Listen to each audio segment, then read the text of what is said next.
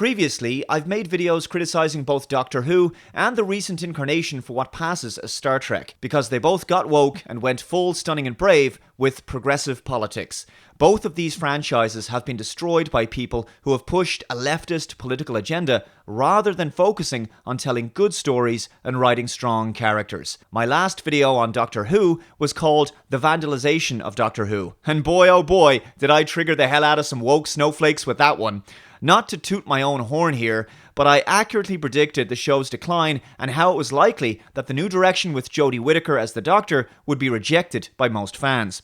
The reason I was correct was obvious. Every franchise that gets woke has a habit of eventually going broke. Now, it hasn't gone broke just yet, but the ratings are declining and the fans are profoundly unhappy with the series. The show was never going to collapse instantly. Most members of the general public, who probably didn't realise the full extent of the politically correct nonsense they were about to experience, likely gave the show a chance and kept an open mind, but even they could only take so much. Many of us knew Doctor Who was going to fail when it chose to go down this new direction, because we've seen this in other series, in movies, and even in video games. If you continue to do what you've always done, you'll continue to get what you've always got. Social justice, feminism, and this politically correct agenda destroy everything they touch. Doctor Who was never going to be an exception. People can scream and ree at me all day long in the comments. The audience scores on both Rotten Tomatoes and Metacritic don't lie. The mainstream journalists and woke critics continue to demonstrate how out of touch they are with the average viewer. This is true of Star Trek Discovery and The Orville. Audiences love The Orville because it just gets on with being a good Star Trek-style show with fun sci-fi stories and no BS politics. While Star Trek Discovery and Doctor Who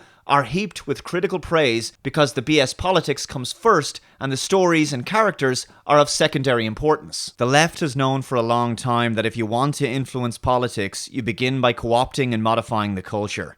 Star Trek, Star Wars, Doctor Who, etc. These are cultural icons that the left has now assimilated in order to push their propaganda. Everything from racial identity politics, gender ideology, third-wave feminism, and more. In fact, in the recent Doctor Who New Year's special called Resolution, there's even an anti-Brexit joke in there. The BBC pushing an anti-Brexit stance in one of their flagship television shows? Well, I didn't see that coming. Doctor Who has been getting progressively more political over the past few series, especially in the Capaldi era, and I discussed numerous examples of this in the video that I mentioned before, The Vandalization of Doctor Who.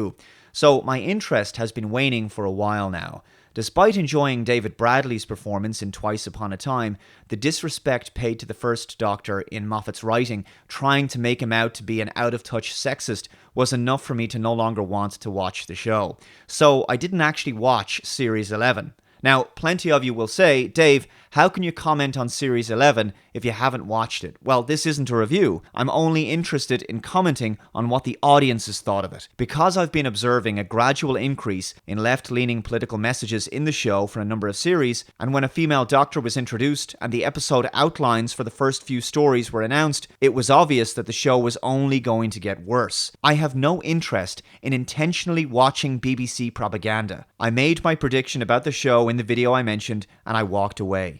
I am now coming back not to review the series or any of its episodes, because obviously I can't as I haven't seen them, but I am returning now to see what remains of the show after the dust has settled. By the way, before anyone says it in the comments for the 8,000th time, I'm aware that Time Lords can change gender and that there were plans in the 80s to have a female Doctor. However, it's not a coincidence that this change to a female Doctor has taken place in a time when the entertainment industry, just like most big corporations, is obsessed with diversity, inclusion, feminism, gender politics, gender identity, and social justice. The mainstream media has also played defense for this series of Doctor Who. This is reflected not just in their overwhelmingly forgiving and positive reviews of the Whittaker-Chibnall era, but also in what they say about critics of the new regime. In one article from the Independent.ie, Pat Stacey labels them right-wing Doctor Who haters, as opposed to what they actually are, fans who are now disillusioned with their once beloved show. The left has zero tolerance for people who refuse to accept their political orthodoxy, and wouldn't you know it,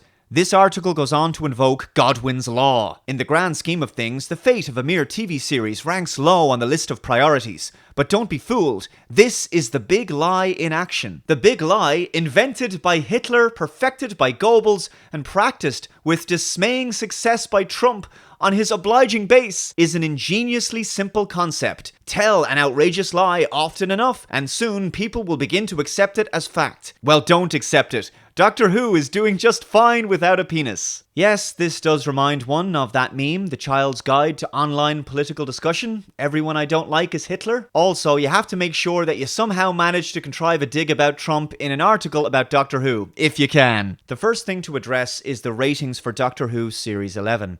Every major publication jumped on the viewership figures immediately, celebrating the premiere of the first female Doctor. The quality of the story seemed irrelevant. The fact that the Doctor was now finally a woman was the thing that was most important, it seemed. However, the fact that after 11 appearances, the 13th Doctor is now reviled by most fans, notwithstanding, the mainstream media all seemed to be in lockstep with euphoric and excessive praise and fawning over this new female Doctor. And I'm always a bit skeptical when so many publications are all singing from the same hymn sheet. The initial criticisms of the fans were mostly regarding the show's slow pace, unremarkable storylines, and Whittaker's portrayal of the Doctor.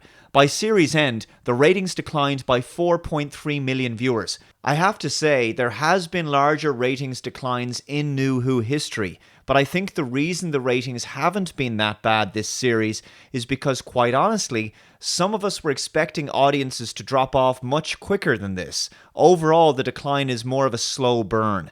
I expect it's going to take another season before we really start to see the ratings drop off significantly, because by the looks of the Rotten Tomatoes and Metacritic scores, audiences are fed up of this current direction of the franchise. Also, it's unfair to compare this series with the previous 10 in New Who because Series 11 moved from a Saturday to a Sunday night, the most watched night of television.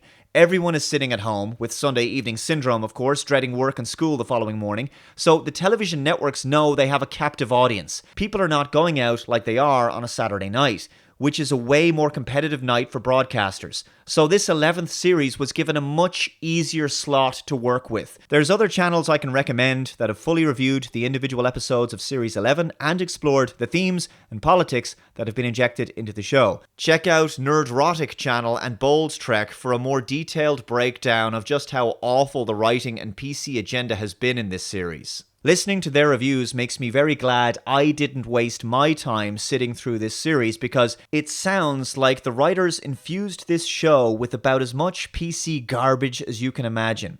Again, my focus is on the fallout from Series 11 with respect to the audience's reaction. The divide between the critics and audiences demonstrates no matter how much the media try to spin the truth and make reality seem something other than it is, the audiences are having none of it. On Rotten Tomatoes, Series 11 holds a 94% critic score and an audience score of an abysmal 24%. The audience score is ultimately the only one that matters and is clearly reflected in the sizable ratings drop-off from the premiere episode right through to the New Year's Day special. Metacritic shows a similar divide, with a user score down to just 2.9. In conclusion, if you found yourself enjoying the 11th series of Doctor Who, then honestly, good for you. But the audience feedback suggests a general discontent with the direction of the franchise, and that's mostly down to the political agenda of the show, which has taken precedence over the quality of the stories and characterization. Doctor Who was never going to be an exception to any of the other franchises that have also succumbed to social justice and a politically correct bias. If this direction continues for Series 12, you can expect further ratings declines and more low scores from audiences.